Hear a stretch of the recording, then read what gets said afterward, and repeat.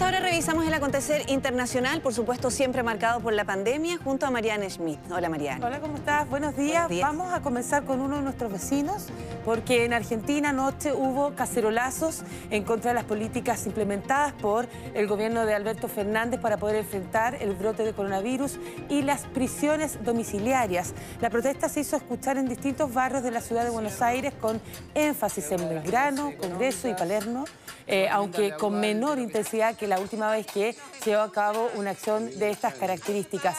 El último cacerolazo, de hecho, fue el 30 de abril pasado, y en esa oportunidad el motivo fue el rechazo justamente a las excarcelaciones de presos por el coronavirus. En momentos en que Argentina se encuentra en cuarentena total todavía, con 282 muertos, más de 5.300 contagios y una situación económica que empeora cada día más, la provincia de Buenos Aires se está preparando para la apertura parcial de comercios e industria. Eso es lo que está titulando toda la prensa trasandina. Lo anterior luego que el gobernador bonaerense Axel Kicillof encabezó la reunión con el Comité Provincial de Expertos, quienes le dieron el visto bueno para poder ampliar esas excepciones, pues existen muchas diferencias en los distintos distritos respecto a los contagios de COVID-19.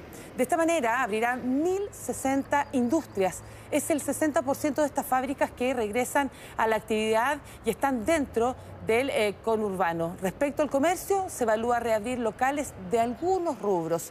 Nuevas medidas que se establecen luego que el gobierno extendió la cuarentena por 2 semanas más. Vamos con Brasil, porque por tercer día consecutivo ese país ha reportado más de 600 muertes por coronavirus, lo que asciende a un total de 9.190 decesos. Tras reportarse esta cifra, el nuevo ministro de Salud de Brasil no descartó, escuche bien, aplicar la cuarentena obligatoria a pesar de la oposición del presidente Jair Bolsonaro. Teix pidió no politizar el tema, precisando que esto variará según las diferentes regiones del país y los diferentes momentos en el tiempo de cada región.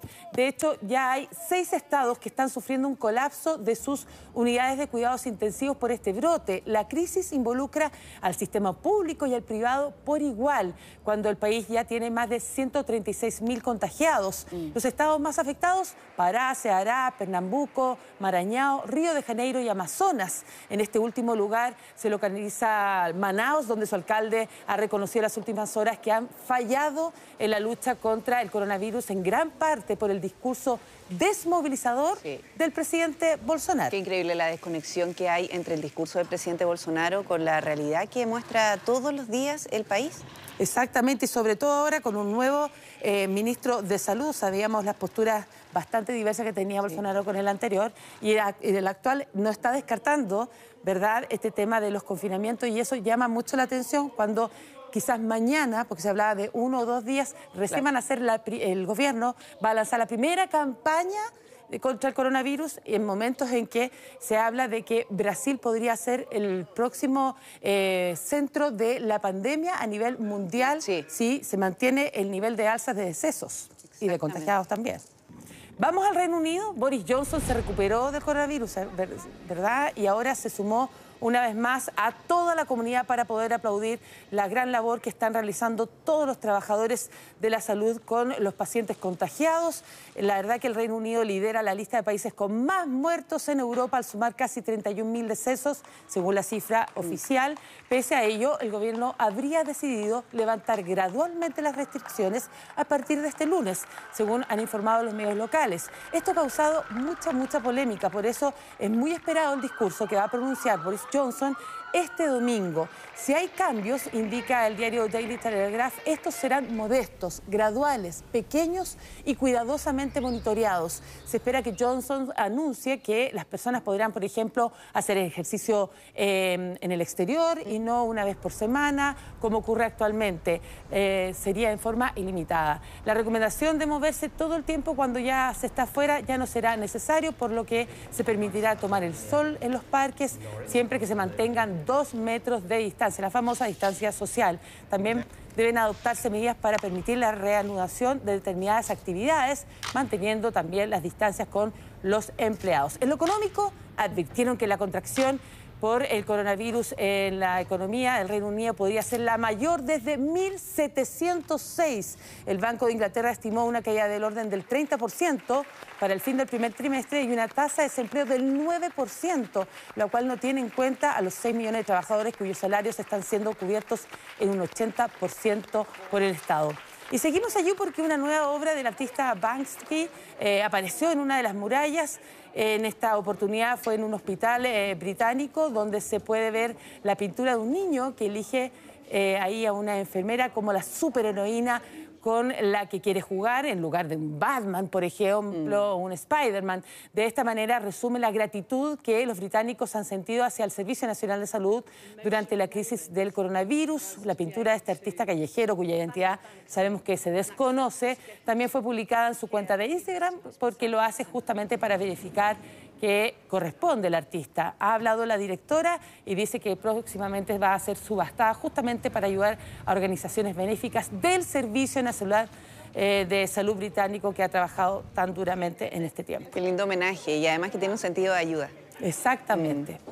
Viajemos a los Estados Unidos. Ahí el presidente Trump dio negativo al test de coronavirus al que se sometió en las últimas horas junto al vicepresidente Mike Pence luego que uno de sus asesores se contagiara.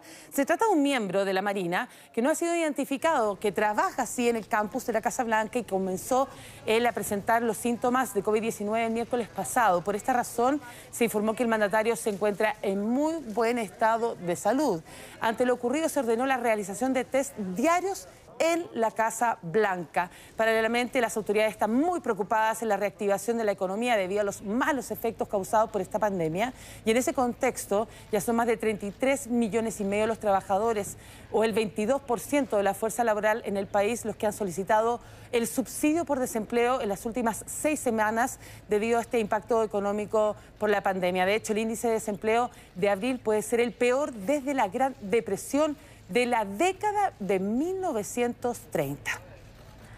Seguimos en ese país, pero con otras noticias. Una mujer que afirma haber sido víctima de agresión sexual, la que vemos en pantalla, por parte del candidato demócrata a la Casa Blanca, Joe Biden, le pidió renunciar a presentarse a las elecciones presidenciales de noviembre. Hablamos de Tara Reade, de 56 años, que acusa a Biden de haberla agredido sexualmente en un pasillo del Congreso de los Estados Unidos en 1993, cuando él era senador y era ella su empleada. En su primera entrevista televisiva desde que el ex vicepresidente de Barack Obama negara esas acusaciones la semana pasada, Tara le pidió a Biden que dejara de postularse y su caso llama mucho la atención por lo tardío que ha sido la denuncia y porque ella ha apoyado públicamente a Bernie Sanders, el precandidato demócrata que a principios de abril admitió su derrota ante Biden, con lo que el ex vicepresidente ya queda como un virtual rival frente, ¿verdad?, a Donald Trump en las próximas elecciones.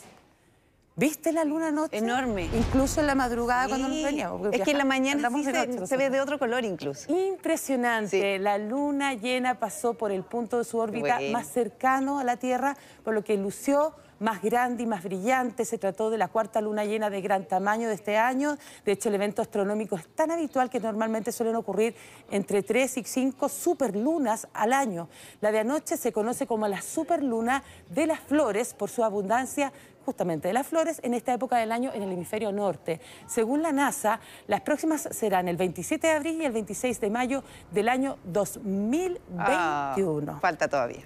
Sí, pero nos dejan estas postales maravillosas. Sí, muchas gracias, Mariana. Que estés bien, chao.